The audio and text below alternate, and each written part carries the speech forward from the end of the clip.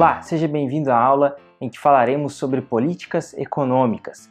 Trataremos sobre política monetária, política fiscal e política cambial. Inicialmente, antes de entrarmos em detalhes sobre as políticas econômicas, falaremos de forma geral sobre cada uma delas. A política monetária, ela trabalha com a quantidade de moeda que está à disposição em uma economia. Então é o governo interferindo e controlando, gerenciando a moeda e a quantidade de moeda que está circulando na economia. É neste assunto de política monetária que entra a tão temida inflação e também a tão falada taxa básica de juros. Em segundo lugar, a política fiscal ela vem como um controle, uma gestão do balanço daquilo que o governo arrecada contra aquilo que o governo possui de gastos. E a política cambial, por sua vez, ela trabalha com a administração da taxa de câmbio de um país.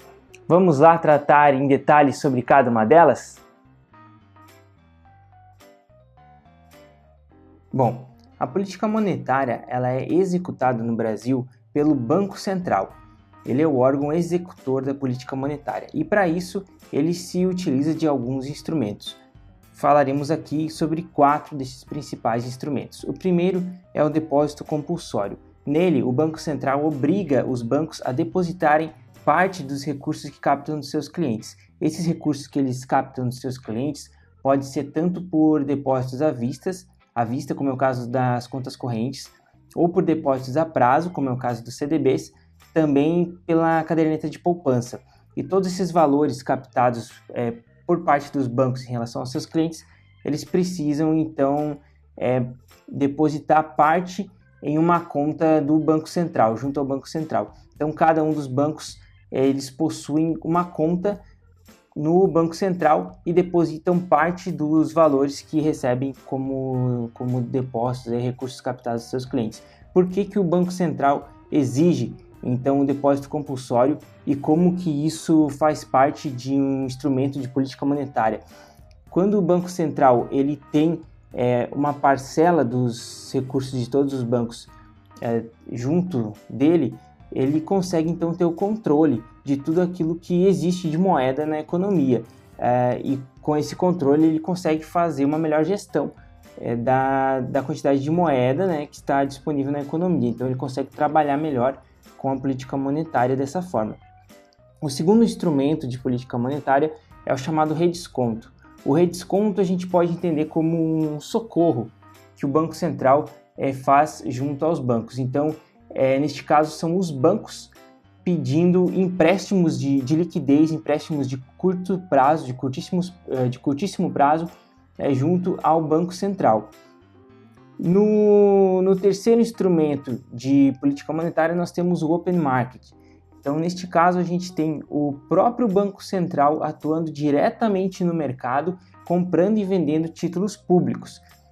Por exemplo, quando o Banco Central ele compra títulos públicos dos bancos, ele acaba injetando mais moeda na economia. E neste caso, a gente tem uma política monetária chamada de expansiva, porque o Banco Central ele está aumentando a oferta de moeda na economia. Por outro lado, se o Banco Central ele vende títulos públicos, então ele está reduzindo a quantidade de moeda na economia, trabalhando com uma política monetária chamada de contracionista. E o quarto instrumento de política monetária é chamado de seleção de crédito, em que existem normas específicas, então são emitidas normas específicas para gerar restrições em relação ao livre funcionamento do mercado. Então são casos muito específicos, não é um instrumento muito utilizado, mas pode eventualmente vir a acontecer. Na política fiscal, então, a gente comentou que ela trabalha com uma balança, o balanço entre aquilo que é arrecadado, ou seja, as receitas públicas, e o que é gasto, as despesas públicas. A gestão disso é o governo trabalhando com políticas fiscais. Impacta diretamente na carga tributária e vai impactar diretamente no dia a dia de todos os brasileiros, de todos os cidadãos de uma economia. Para isso, o governo ele procura, então, sempre aumentar as suas receitas e reduzir as suas despesas. Essa é a grande chave da política fiscal. Para aumentar as receitas, ele pode trabalhar na questão de reformas tributárias com vistas a melhorar a capacidade do Estado de arrecadar. E claro que isso acaba onerando o contribuinte, né? E na outra ponta a gente tem então o governo tentando reduzir despesas, e aí são reformas administrativas para limitar os gastos, para limitar os salários, os custos do governo como um todo, enxugar, né, a máquina pública, como a gente costuma falar. Imagine aqui alguns exemplos então da execução da política fiscal.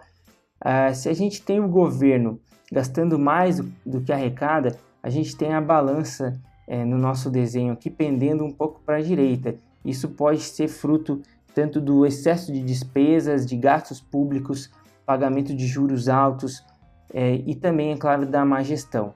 E no outro lado a gente tem as receitas, os tributos, os impostos, tentando equilibrar a balança.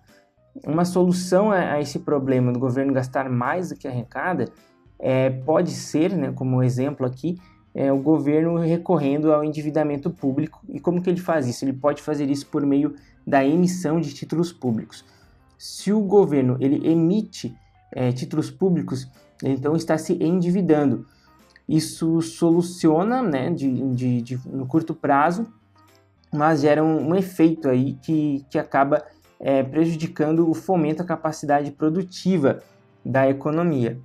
E aí a gente vem para um segundo problema, que é justamente o crescimento da dívida devido à alta emissão aí de títulos públicos. Qual que seria a solução para este caso? Imagina que se a gente tem, por exemplo, a dívida crescendo, na contrapartida os ativos do governo, no caso aqui do exemplo da União, eles deveriam também crescer proporcionalmente aí junto com a dívida, certo? Imagine um caso também o caso de uma pessoa física mesmo, né? Se você se endivida, você espera que essa dívida ela vale a pena de alguma forma, que você consiga compensar ela aumentando o seu patrimônio mais do que aquilo que você está pagando de dívida. Essa é a expectativa que a gente tem em relação ao governo, que ele consiga, mesmo que se endivide, mas que ele consiga crescer numa proporção maior. Esse deveria ser o objetivo. Um exemplo seria o governo, então, emitindo títulos públicos, por exemplo, para realizar uma capitalização, seja no Banco do Brasil ou no BNDES. Isso acaba aumentando a dívida, só que na contrapartida também aumenta, né, os ativos da União.